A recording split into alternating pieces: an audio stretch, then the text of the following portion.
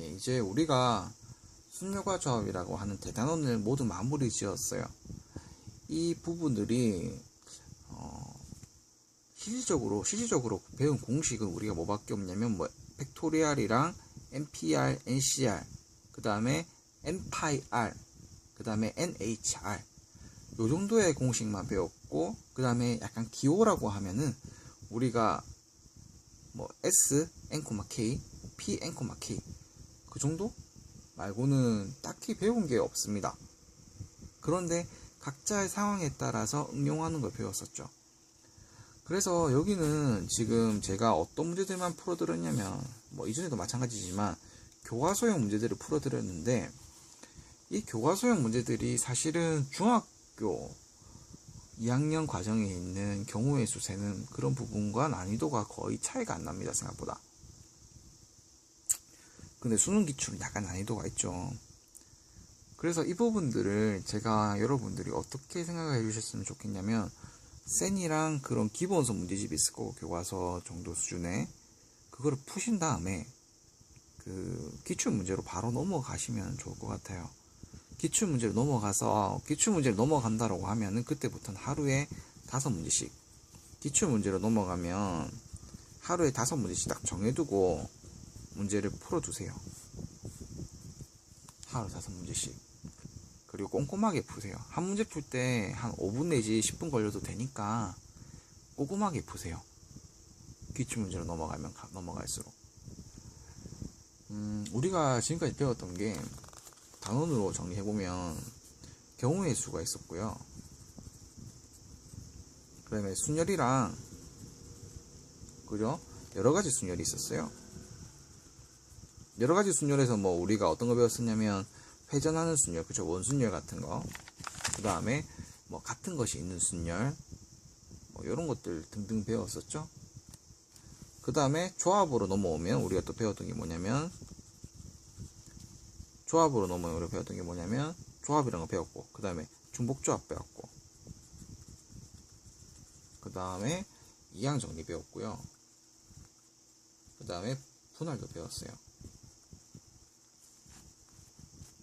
결국에는 우리가 이 경우의 수 세는 거를, 방법을 이렇게 우리가 쪼개서 배웠다는 건데요. 우리가 순열이랑 조합을 구분하는 게 중요했었죠. 순열은 순서가 있는 배열이고요. 조합은 순서가 없는 배열이에요, 그냥. 그래서 제가 순열을 우리가 NPR로 표현을 하면 어떻게 해야 된다고 했냐면 n 팩토리얼을 그죠? n-r 팩토리얼 이렇게 하는 거를 좀 외워두셔야 된다라고 제가 말씀을 드렸고요. 그죠?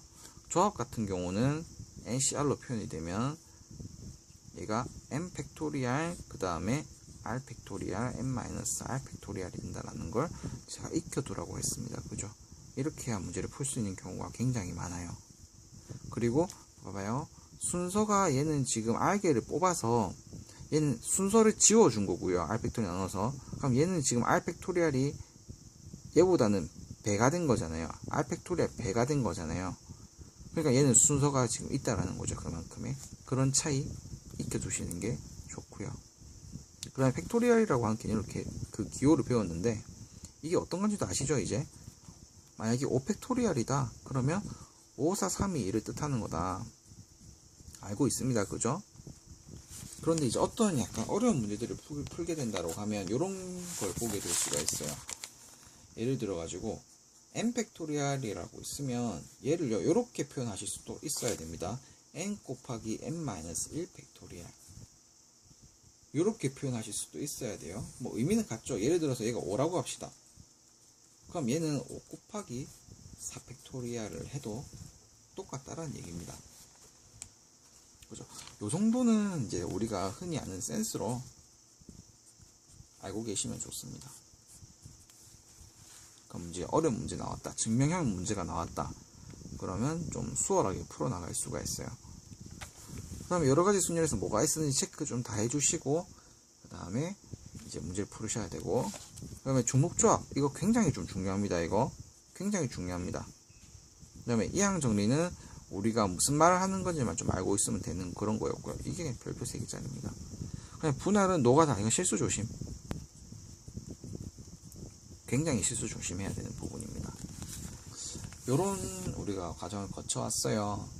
그래서 제가 여러분들한테 말씀드리고 싶은 건 이 문제가 순열이야 막 찍어서 그렇게 풀어나가기보다는 그냥 그 경우의 수들을 방법들을 따지다 보니까 답이 나왔어 라고 하는 그런 과정을 그렇게 되기까지를 추천드려요. 문제를 보자마자 이거는 순열이야, 문제를 보자마자 조합이야 판단하기가 쉽지 않습니다.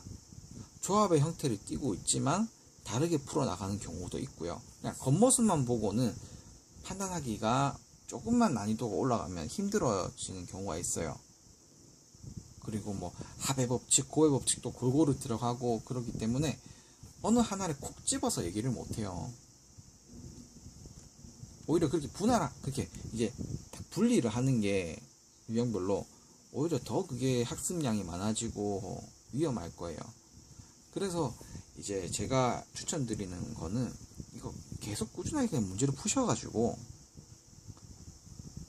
이제 내가 이게 풀 때 내가 같은 것이 있는 순열을 썼나? 아니면 뭐 순열을 썼나 조합을 썼나?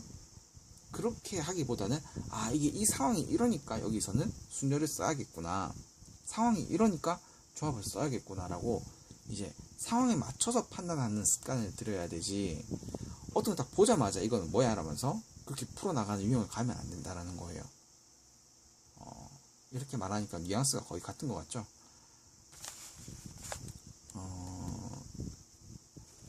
이런 거죠. 일단 우리가 조건들을 다 확인한 다음에 계산을 해 나가는 거지, 그 형태만 보고 바로 계산을 해 나가는 건 안 맞다라는 거예요. 조건을 다 따지고 난 다음에 계산을 해 나가라, 이런 얘기입니다. 지금 여기까지가 순열 조합이 굉장히 어려운 파트라고 생각해요. 저는 여기까지가. 왜냐면 이 파트가 어려우면, 순열 조합이 어려우면 확률을 나가지를 못해요. 아마 중간고사 범위가 확률까지일 것 같은데, 보통 학교들이 확률 중간점에 넘기거나 확률 자체가 싹 다 날라가 버려요. 경우의 수가 안 돼버리면, 순열 조합이 안 돼버리면. 수능으로 친다 하더라도 우리가 이제 정확하게 3등분돼서 나온다고 치면 순열 조합 파트가, 그러니까 확률까지 다 합친다고 하면 이게 5문제가 넘게 나오거든요. 그럼 5문제, 아무리 문제가 작게 나오더라도, 그 100점이 작게 나온다 하더라도, 그죠, 한 15점대죠, 그죠? 꽤 그 타격이 큽니다. 그래서 지금 학생분들이 순열 조합이 문제가 정말 어려워요 하는 학생이 있다고 하면 중학교 개념부터 순열 조합을 좀 차근차근 문제를 풀어주시면 될 것 같고, 나 이제 공식이랑 이런 건 다 알겠는데 문제 좀 적용하기가 어려워요 라고 하는 학생들은 그냥 계속 꾸준히 문제를 푸세요. 그리고 공식을 이제 풀이 과정을요, 이제 뭐 5팩토리알이 120이다 이런 걸 외우기보다는 여기서 왜 5팩토리알을 썼을까, 여기서 왜 5p3을 썼을까, 여기서 왜 중복순열을 썼을까라고 하는 조건들을 따지는 습관, 그게 좀 중요한 것 같아요. 그럼 정말 지금 여기까지 오늘아 수고하셨고요. 다음 이제 확률에서 조금 빨리 우리가 진도를 끝내보도록 하겠습니다. 수고하셨습니다.